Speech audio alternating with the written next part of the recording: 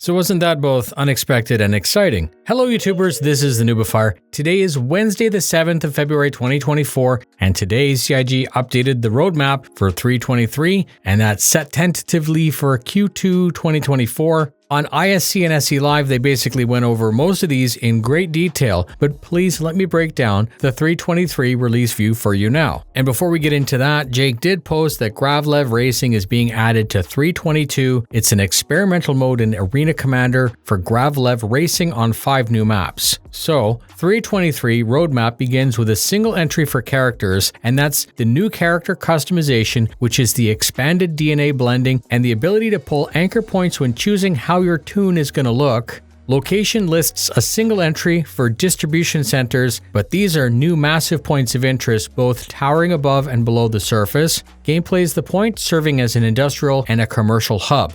Unique corporate environments for you to explore and use. Gameplay has 13 entries, many were discussed.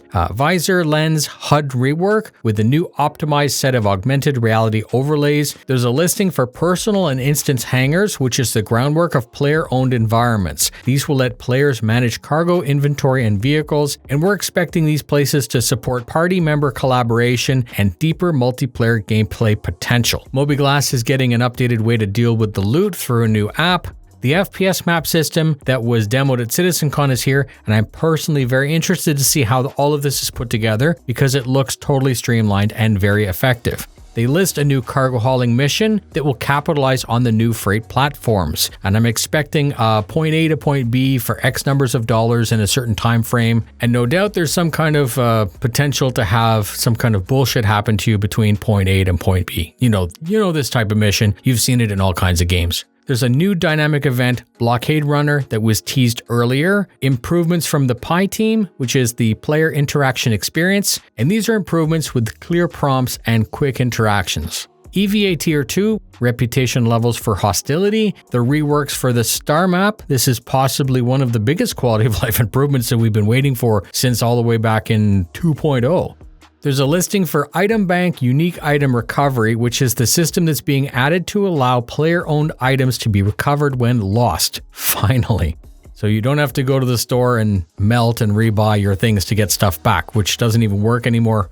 And we end this segment on freight elevators to allow for the loading and unloading of player cargo to and from ships. Under ships and vehicle, the highly divisive master modes is being moved to live. Everyone's got an opinion on it. This is a real indicator to me of the state of Squadron 42 because, in my opinion, all the way back to 2015, when we were supposed to have Squadron 42 released, I could always say, nope, it's not coming out. It can't come out because we haven't even committed to a flight model. So the joke's on me. The flight model has evolved from IFCS to master modes, and even if it's not balanced perfectly to your taste, or if it's not at the final plan, at least it is the final plan going in. Please watch out for my rundown of IFCS, which was the flight model designed by John Pritchett. It's super interesting because it's a behind the scenes of how the core physics of spaceflight used to work or was intended to work. There's a listing for Dynamic Crosshair, which is part of the player augmented reality, a virtual crosshair available for players that will project where the rounds would impact in real time. And Cortec lists replication layer update to prepare for the future of server meshed environments. That's what was tentatively listed for 3.23. Jared had teased that this is an incomplete list, and of course, it can also go the other way, as items that don't make the deadline could be removed. Don't be poopy if that happens. That's the way the game works. That's it. Post what you think in the comments, and of course, if you found the breakdown helpful, please link it to a Discord channel so that others can see it. Thanks very much for spending your time with me. Fly safe, and I'll see you in the verse.